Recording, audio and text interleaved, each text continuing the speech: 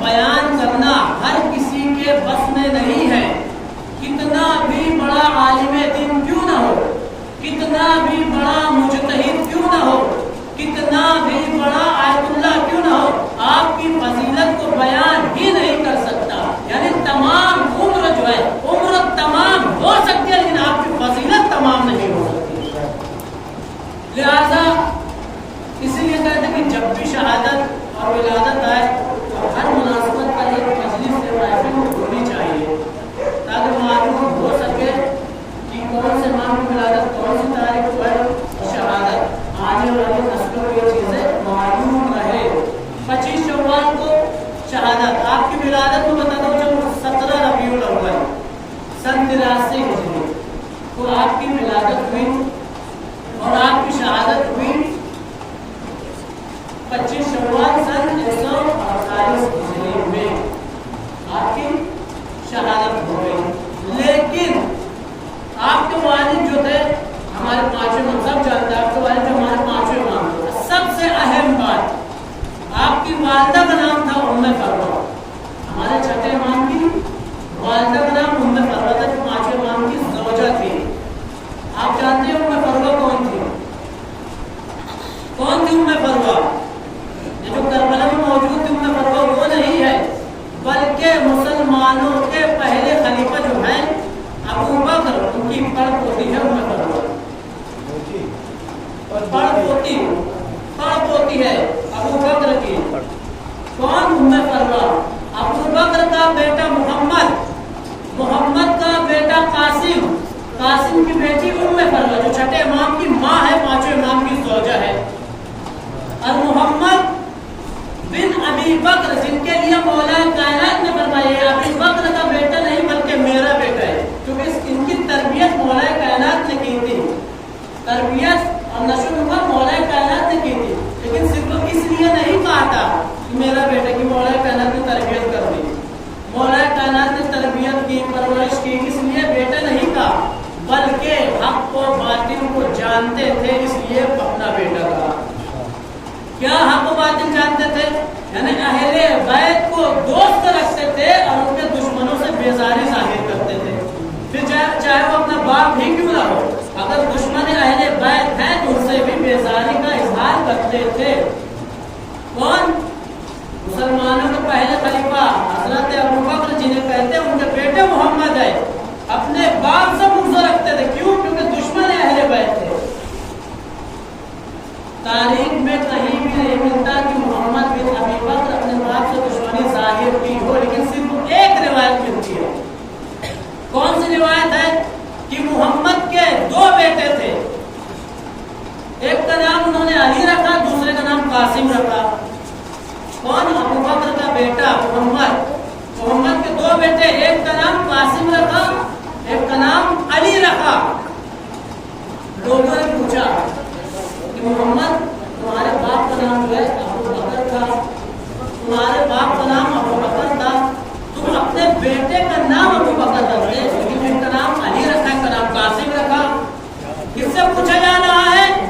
ابو بکر کے بیٹے سے پوچھا جا رہا ہے. تاریخ میں ملتا ہے کہ کہیں پر بھی محمد نے اپنے باپ ابو بکر سے بغض کی اظہار نہیں کیا, دشمنی اظہار نہیں کی, لیکن ایک ہی روایت ملتی ہے جس سے یہ بات صاف ہو جاتی ہے کہ محمد جو تھے ابو بکر کے بیٹے وہ اپنے باپ سے بھی بغض رکھتے تھے.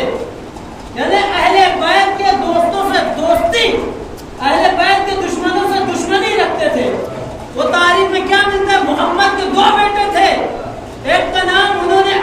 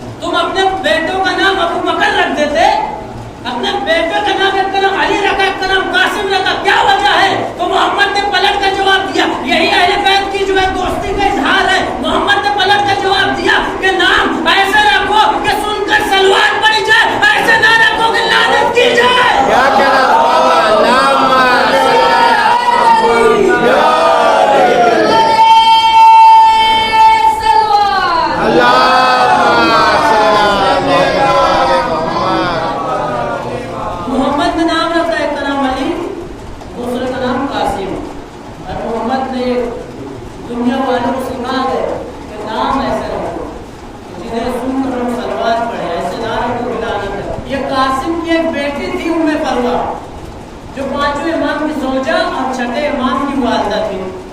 یہ تاریخ میں لکھا ہوا ہے, تاریخ پڑھیے گا آپ کو مل جائے گا کہ عمر فاروق کون تھی. لہذا آپ کا نام جعفر ہے. چھٹے امام کی شہادت ہے نا, جعفر صادق علیہ السلام, آپ کا نام جعفر ہے.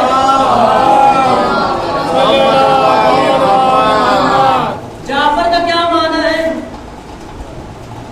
جعفر کا کیا مطلب ہوتا ہے؟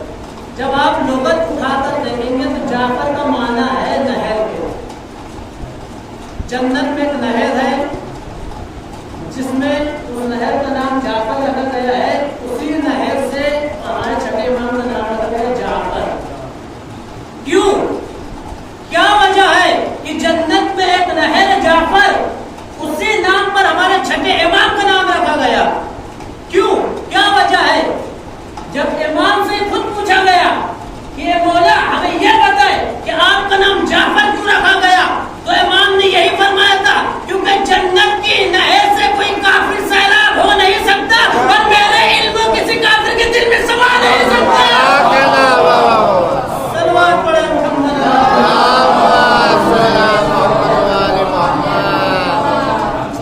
جنت کی نہر سے کوئی کافر سیلاب نہیں ہو سکتا اور میرا علم کسی کافر کے دل میں سما نہیں سکتا, اس لیے آپ کا نام جعفر رکھا گیا. صادق جو ہے آپ کا لقب ہے, نام نہیں ہے, لقب ہے. جس نام سے آدمی مشہور ہوتا ہے وہ لقب ہوتا ہے. جو آج کے زمانے میں ہم جو ہے سرنیم کہہ رہے ہیں وہ بھی لقب ہے. جس نام سے آدمی مشہور ہو جاتا ہے وہ لقب ہوتا ہے. اور اگر سب سے بڑے بیٹے کے نام سے پکارے جائیں تو اسے کنیت کہتے ہیں. جیسے مولا کا نام تو ابو الحسن کہتے ہیں, سب سے بڑے بیٹے حسن تھے اس لیے ابو الحسن آئے, حسن میں باپ, یہ کنیت ہے. چھٹے امام کی کنیت تھی ابو عبداللہ. جس شہادہ معصومین میں یا 12 امام میں صرف 2 ہی امام ہیں جن کی کنیت جو ہے ابا عبداللہ یا ابو عبداللہ ہے. ایک تیسرے امام اور چھٹے امام, جن کی کنیت ابا عبداللہ. لہذا آپ کا نام جعفر, لقب ہے صادق. صادق کا کیا معنی ہے؟ سچ بولنے والا. آپ اسی لیے تو مشہور ہوئے, کسی کو آپ سچ بولتے نہیں تھے بلکہ آپ کے حرکات و سکنات میں بھی صادق تھے. آپ جب بول رہے ہیں تو صادق ہیں, کہہ رہے ہیں تو صادق ہیں, گفتگو کر رہے ہیں تو صادق ہیں, اٹھ رہے ہیں تو صادق ہیں, بیٹھ رہے ہیں تو صادق ہیں, کھڑے ہو رہے ہیں تو صادق ہیں. اس لیے کہ آپ کا یہ لقب رسول اللہ نے رکھا تھا. رسول نے آپ کا لقب صادق رکھا ہے. رسول کو صادق الامین کہا جاتا تھا. مکہ کے بڑے بڑے کفار, مکہ کے بڑے بڑے جھوٹے آپ کو صادق بھی کہتے تھے اور امانت دار بھی کہتے تھے. اسی طرح ہمارے چھٹے امام کے 40,000 شاگرد تھے. 40,000 شاگرد, 40,000 شاگرد میں کوئی بھی آپ کو جعفر نہیں بلکہ صادق کہتے تھے. اور یہ لقب آپ کا رسول نے رکھا ہے, صرف رسول نے نہیں رکھا ہے بلکہ ایک صادق کا لقب صادق رکھا ہے. کیونکہ رسول جانتے تھے کہ ان کی زبان سے جتنے بھی کلمات ادا ہوں گے وہ سب سچے ہوں گے, سب کے سب سچے ہوں گے.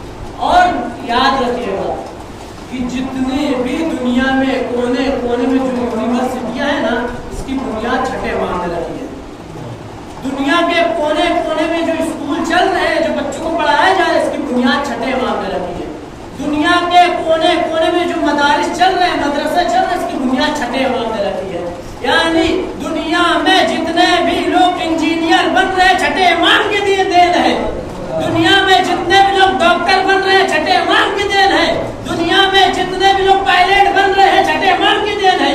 اور دنیا میں جتنے بھی لوگ استاد بن رہے ہیں سب چھٹے امام کی دین ہے. یہ امام نے بنیاد رکھی یونیورسٹیاں کی, مدارس کی, اسکولوں کی. اس لیے کہ اچھا ایک بات ذہن میں آتی ہے, سوال ہوتا ہے کہ کسی اور امام سے زیادہ روایتیں کیوں نہیں ملتی. زیادہ تر روایتیں 5 امام سے ملیں گے تو چھٹے امام سے, لیکن زیادہ تر چھٹے امام سے ملیں گے. ایک تو اماموں میں سب سے زیادہ عمر پانے والے ہمارے چھٹے امام ہیں, 65 سال کی برس. آپ کی عمر مبارک 65 سال کی. لیکن اور بھی جو امام تھے انہوں نے اپنے علم کو پھیلا کیوں نہیں سکے.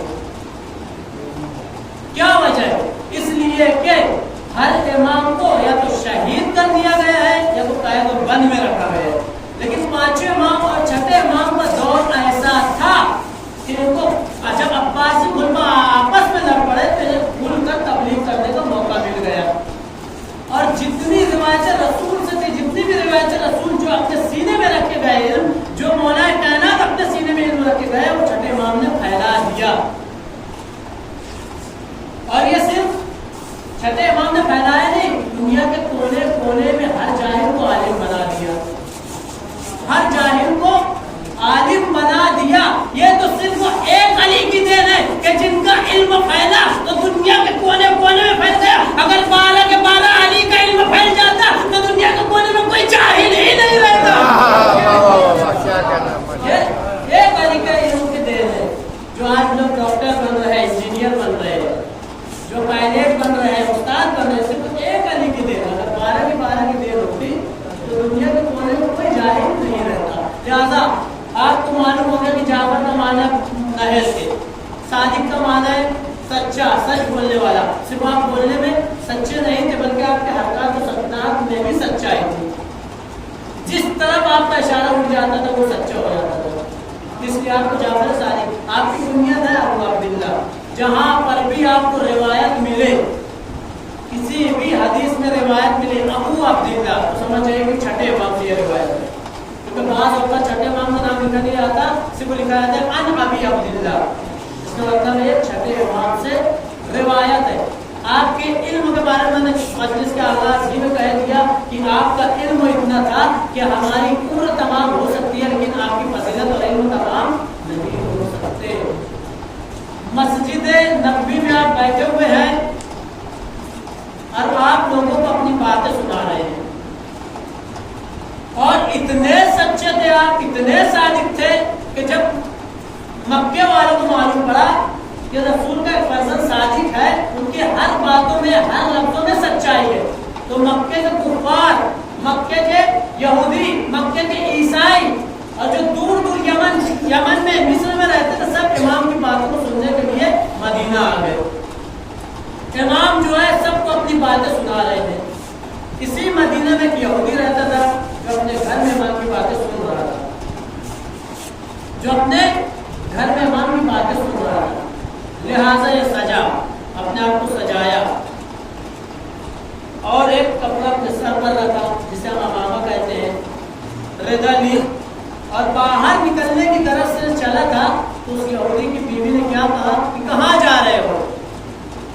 کہا یہ جو آواز آ رہی ہے مسجد نبوی سے، یہ رسول کے فرزند کی آواز ہے، ان کے پاس جتنا علم ہے اس سے زیادہ علم میرے پاس ہے، میں ان کا امتحان لینے جا رہا ہوں۔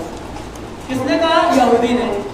تو اس یہودی کی زوجہ نے جب دیکھا کہ یہ جا رہا ہے تو یہودی کی زوجہ، اس کی جو بیوی، اس کے قریب گیہوں گندم رکھا ہوا تھا، ایک ضرب میں گندم، تو اس کی زوجہ نے اس گندم پر ہاتھ ڈالا، ایک مٹھی گندم اٹھایا اور کہا کہ پہلے تو مجھے یہ بتاتا جا کہ میرے مٹھی میں یہ جو گندم ہے اس میں کتنے دانے ہیں یہ بتا دے، میں مان جاؤں گا اور یہ میں ماننے کے لیے تیار ہو جاؤں گی کہ چھٹے امام کا سے زیادہ علم آپ کے پاس ہے۔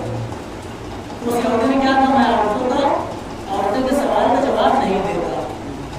اس یہودی کو اتنا نہیں معلوم کہ اگر عالم ہوتا ہے، جو بھی عالم ہو، اگر عورت بھی سوال کرے تو اس کا بھی جواب واجب ہے، مرد بھی سوال کرے تو اس کا بھی جواب واجب ہے۔ لہذا اس نے کیا کہا؟ میں عورتوں کے سوال کا جواب نہیں دیتا، اور مسجد نبوی کی طرف نکلا۔ اتنی بھیڑ تھی کہ صفوں کو چیرتا ہوا بالکل چھٹے امام کے مقابل آیا، روبرو آ گیا اور آ کر سوال کرتا ہے، اے فرزند رسول، اے فرزند رسول، آپ کے پاس کتنا علم ہے؟ آپ کے پاس کتنا علم ہے؟ پتہ ہے چھٹے امام نے کیا جواب دیا؟ چھٹے امام نے جواب دیا کہ میں تو یہ بھی جانتا ہوں، میرے پاس یہ بھی علم ہے کہ جو تمہاری بیوی کے ہاتھ میں جو گندم ہے اس میں کتنے دانے میں یہ بھی جانتا ہوں۔ چھٹے امام نے کیا کہا؟ تمہاری بیوی جو گھر میں بیٹھی ہے ابھی بھی اپنے ہاتھ میں گندم کو لیے، اس کے ہاتھ میں گندم کے کتنے دانے یہ بھی میں جانتا ہوں، لیکن اگر تو نے پوچھ ہی لیا ہے کہ میرے پاس کتنا علم ہے تو رک جا۔ چھٹے امام نے پیچھے ہاتھ کیا، اس کے بعد جو آگے کیا، اور جب آگے کیا تو اس یہودی سے پوچھا کہ اگر تیرے پاس علم ہے تو بتا کہ میرے مٹھی میں کیا ہے، میری اس مٹھی میں کیا ہے؟ تو اس نے کہا کہ آپ کھلا پہاڑ سے ایک برگد کے پیڑ سے ایک پرندے کا انڈا اٹھائیں گے۔ کھلا پہاڑ سے، اس پہاڑ پر ایک برگد کا پیڑ تھا، اس پیڑ سے आप एक परिंदे का अंडा उठाए। छठे इमाम ने अपने हाथों को खोल दिया, वाकई उसकी बात सही निकली कि एक पहाड़ से छठे इमाम ने एक बरगद के पेड़ से एक परिंदे का अंडे को उठाया। तो लोग कहने लगे वाह वाह ये भी आलिम है। तो इमाम ने कहा रुक जाओ, अभी वाह वाह करने की जरूरत नहीं है। कहा ये अंडा लो, इसे वही रख दो जहां से मैं उठाया हूँ, इसे वही रख दो जहां से मैं उठाया हूँ। तो उसने कहा ये काम मैं नहीं कर सकता। तो इमाम ने फरमाया आप समझ में आया कि जहां तक तुम्हारा इल्म पहुंचता है वहां तक ये जाफर का हाथ पहुंचता है।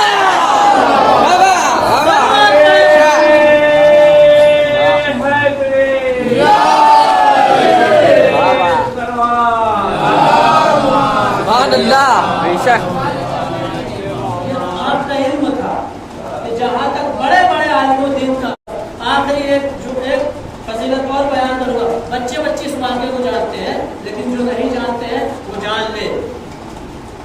अबू हनीफा मुसलमानों का आलिम दीन, वो कहते हैं कि मुझे छठे इमाम की 3 बातें समझ में नहीं आती। वो कहते हैं कि हर काम बंदा करता है, लेकिन मेरी नजर में हर काम अल्लाह करता है। वो कहते हैं कि इब्लीस को आग में जलाया जाएगा, लेकिन मेरी नजर में मेरे इल्म के मुताबिक इब्लीस आग का बनाए आग को जला नहीं सकती। वो कहते हैं कि अल्लाह मौजूद है लेकिन दिखाई नहीं देता, लेकिन मेरे इल्म के मुताबिक जो चीज मौजूद है वो चीज दिखाई देती है। ये पूरी भरी हुई मस्जिद के सामने अबू हनीफा ने कहा, क्योंकि देखिए आवाम को गुमराह करने के लिए अगर कोई आलिम दीन एक उल्टी बात कह दे तो पूरी आवाम गुमराह हो जाती है। लेकिन इन्हीं आवाम को सुधारने के लिए कोई एक ऐसा आलिम चाहिए था जो आवाम भी सुधर जाती और अबू हनीफा भी। लिहाजा जब ये बात बहलूल दाना तक पहुंची तो बहलूल दाना का ठीक है मैं इसका जवाब जो है कर देता हूँ। दूसरे दिन जब नमाज फज्र के बाद अबू हनीफा मस्जिद से बाहर निकला तो बहलूल दाना ने घेरा उठाया और अबू हनीफा का निशाना दिया, उसकी पेशानी पे दे मारा। सारी मस्जिद वालों ने यह मंजर को देखा कि बहलूल ने हमारे मस्जिद के इमाम को मारा है। बहलूल फरार होना चाहता था, लेकिन मस्जिद वालों ने उन्हें पकड़ लिया और खलीफा वक्त हारून रशीद के पास आया। हारून रशीद ने क्या मामला है, क्या वजह है कि बहलूल को पकड़ लाए? तो कहा सिर्फ बहलूल को नहीं पकड़ लाए, हम तो मस्जिद के इमाम को भी पकड़ लाए। ये देखिए इनकी पेशानी से खून बह रहा है। कहा क्या माजरा है? कहा इसे बहलूल ने मारा है, अबू हनीफा को बहलूल ने मारा है। जब ये बात हारून रशीद ने सुना तो कहा बहलूल तुमने इसे क्यों मारा? कहा मैंने इसे मारा ही नहीं। कहा सारी मस्जिद वाले गवाही दे रहे कि तुमने मारा। कहा यह अबू हनीफा का अकीदा है कि जो काम करता है अल्लाह करता है, बंदे नहीं करते, इसे मारना नहीं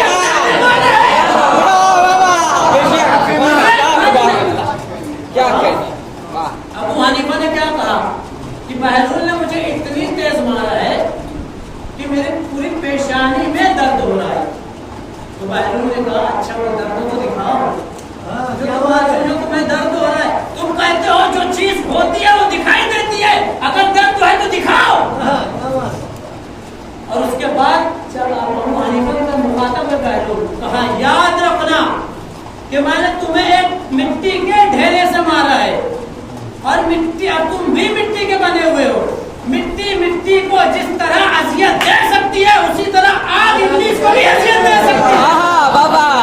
लिहाजा बहलूल का जब मुकाबला नहीं कर सकते तो इमाम का क्या मुकाबला करेंगे? ये इमाम के पाए हुए थे बहलूल दाना भी।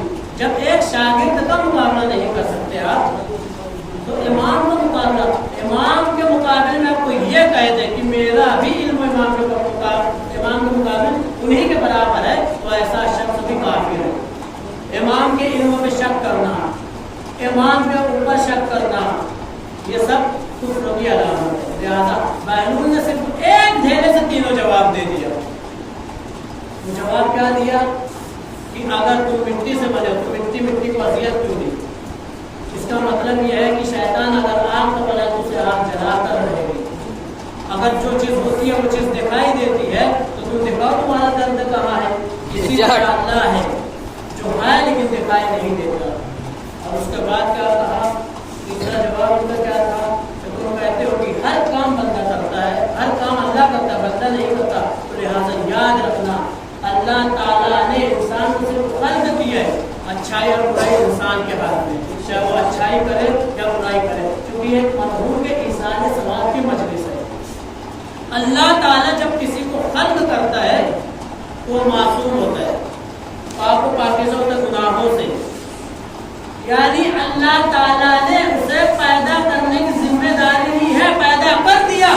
اب اچھائی اور برائی انسان کے ہاتھ میں، چاہے اپنے اندر وہ اچھائی بھرے یا برائی بھرے. اگر اچھائی بھر رہا ہے تو اس کی بدلے اس کی نیکی لکھی جائے گی، اور اگر برائی بھر رہا ہے تو اس کے بدلے برائی لکھی جائے گی. لہٰذا آج 25 شوال چھٹے امام کی شہادت کریں. پورے تاریخ اسلام میں جناب آدم سے لے کر آج کی تاریخ تک اتنا بڑا جنازہ کسی کا نہیں ہوتا جتنا بڑا چھٹے امام کو. منصور دوان کی آپ کے قاتل چھٹے امام کو جس نے زہر دیا اس کا نام منصور دوان کی تھا، عباسی ملک کا بادشاہ. اس لیے کہ جب یہ لوگ آپسی لڑائی کی ختم ہوئی اور جب دیکھا کہ امام کے 40,000 شاگرد ہو چکے ہیں تو امام کو لوگوں میں بعض اوقات امام کو جو ہے ہم لوگوں نے زہر ملا کر امام کو پیش کر دیا کہ آپ کا امام آگے نہ پہلے گا. تو جب امام نے اسے نوش کیا ہے تو آپ کا پورا بدن زرد ہونے لگا اور آپ اپنے کمرے میں آ کر حجرے میں آئے جہاں آپ عبادت کیا کرتے تھے اور ساتھ امام کو بلا کر کہ بیٹا میری کچھ وصیتیں ہیں کہ آپ امامت کی ذمہ داری تمہارے ہوتا ہے کیونکہ آپ نے تمہارے درمیان دیے ہوتے ہیں. جو وصیتیں تھیں وصیتیں کی. اور جب صبح جمعہ کا دن صبح نمودار ہوئی 25 شوال کا دن جمعہ کا دن تھا، امام دنیا سے رخصت ہوا. تو جب امام دنیا سے رخصت ہوئے تو ہمارے ساتھوں امام آگے بڑھے غسل کفن کے لیے. اور جب آپ کو غسل دے رہے تو آپ گریہ کر رہے تھے. آپ اس قدر گریہ کر رہے تھے کہ آپ کے چاہنے والے علی بن یقین نے پوچھا مولا آپ اپنے بابا کو غسل دیتے میں رو کیوں رہے ہیں؟ مولا آپ اپنے بابا کو غسل دیتے میں رو کیوں رہے ہیں؟ تو ساتھ امام نے کیا کہا کہ میرا رخ کربلا کی طرف ہے. میرے کیا تم نہیں دیکھتے کہ میرے جد کا لاشا آج بھی بے غور کفن پڑا ہے اور میں اپنے بابا کو غسل کفن دے رہا ہوں. میرے جد کا لاشا آج بھی کربلا سے آواز دیتی ہے اے موسیٰ کاظم. ارے تم اپنے بابا کو اتنی شان و شوکت سے